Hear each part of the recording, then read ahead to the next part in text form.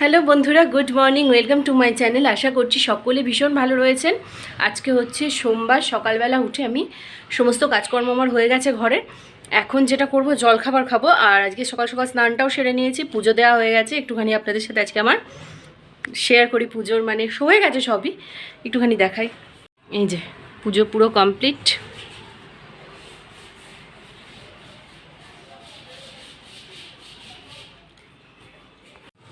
আজকে জলখাবারের জন্য কালকের লুচি ছিল।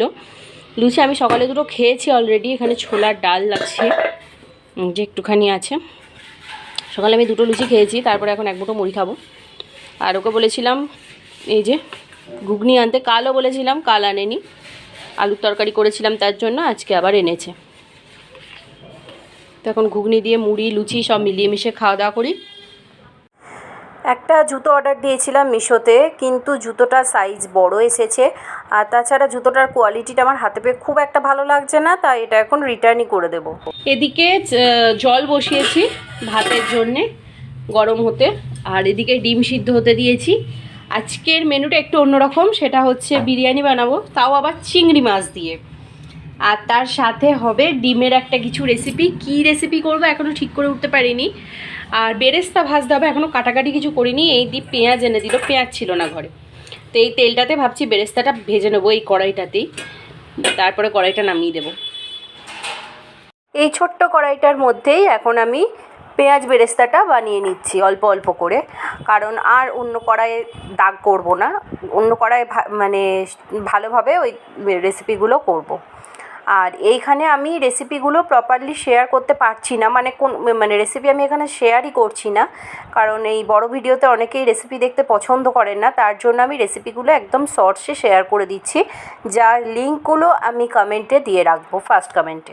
রান্নাবান্না মোটামুটি কমপ্লিট। এই যে এখানে ডিমটা করেছি কোরমা, আর এখানে বিরিয়ানিটা দমে বসিয়েছি। বাজার থেকে ডিম নিয়ে এসছে, ধুয়ে এখানে জল ঝরাতে দিয়েছি। আর এই যে ছোলা ভিজিয়েছি, সন্ধেবেলা মুড়ি খাওয়া হবে একটু। এখন চলে এসেছি খাবার দাবার বাড়ার জন্য। এখানে স্যালাড করে নিয়েছি, স্যালাডের মধ্যে অল্প একটু টমেটো, পেঁয়াজ, গাজর আর শসা কেটে নিয়েছি। আর এদিকে দই দিয়ে একটা শরবত টাইপের বানিয়েছি, টক দই, অল্প একটু লবণ, বিট লবণ, আর তার সাথে ভাজা মশলা আর একটু গোলমরিচ গুঁড়ো দিয়ে। বিরিয়ানির সাথে এই শরবতটা খেতে কিন্তু খুব ভালো লাগে, আর হজমেও কিন্তু খুব সাহায্য করে। ঠান্ডা জল মেশাই এর সাথে অল্প। তো এবার দেখুন বিরিয়ানিটা কিন্তু পুরো রেডি হয়ে গেছে।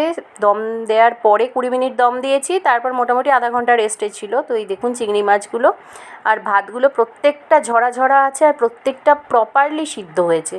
তো এখন এগুলো আমি প্লেটে বেড়ে নেব। আলু তার সাথে তো দিতেই হবে, মাস্ট। আলু ছাড়া বিরিয়ানি কেমন যেন সেই নুন ছাড়া তরকারির মতো লাগে আমার কাছে। বিরিয়ানিতে আমার মাংস না হলেও চলে, কিন্তু আমার আলু চাই। চাল আর আলু হলেই হবে, কারণ লোকাল দোকানে যে সমস্ত বিরিয়ানিগুলো হয় না, ওগুলোর মাংসগুলো ঠিকঠাক সিদ্ধ হয় না, এটা ছিবড়া ছিবড়া টাইপের। সেই জন্য আমি লোকাল দোকানে যখন বিরিয়ানি খাই, মাংসগুলো মানে তুলে দিই অন্য কাউকে যদি কেউ থাকে। আর আমি বিরিয়ানি আর আলুটা খাই এরকম টাইপের। আমি তো অতটা পছন্দ করি না, কিন্তু আলু আর চালটা ভীষণ পছন্দ করি। তার সাথে ডিমের কোরমাও সার্ভ করে দিলাম। ডিমের কোরমাটা দুর্দান্ত খেতে হয়েছিল। এটা ভাত দিয়ে বলুন বা রুটি পরোটা যা দিয়ে করবেন, ব্যাপক খেতে লাগে। আর আগেই বললাম, লিঙ্ক দিয়ে দেবো আমি। তো যাই হোক, এরপরে বিকেলবেলাতে এই সমস্ত জামাগুলো যেগুলো কেচে দিয়েছিলাম, সেগুলো সব শুকিয়ে গেছে। আর শীতের পোশাকগুলো আজকে এইগুলো করে তুলে দেব। তার সাথে কম্বলগুলোও তুলে দিচ্ছি। আর কম্বল রাখার জন্য আর শীতের পোশাক রাখার জন্য আমি এরকম ব্যাগ ব্যবহার করি, যেগুলো খুব সহজেই মানে তোলাপাড়া করা যায়, যেহেতু দুপাশে হ্যান্ডেল দেওয়া রয়েছে। তার সাথে দেখুন সামনে একটা ছোট্ট জায়গা রয়েছে, যেখান দিয়ে দেখা যায় কী আছে ভেতরে। এগুলো কিন্তু খুবই সুবিধাজনক হয়। তো যাই হোক, চেষ্টা করলাম আমার সকাল থেকে দুপুর অবধি যে সমস্ত কাজ, অল্প অল্প ক্লিপস আপনাদের সাথে শেয়ার করার। কেমন লাগলো ভিডিওটা অবশ্যই কমেন্টে জানাবেন। একটু কমেন্ট মানে লাইক করে পাশে থাকবেন অবশ্যই। আর চেষ্টা করব পরের দিন থেকে আরেকটু বেটার ব্লগ দেওয়ার। তো চলুন শেষ করছি এখানেই, টাটা।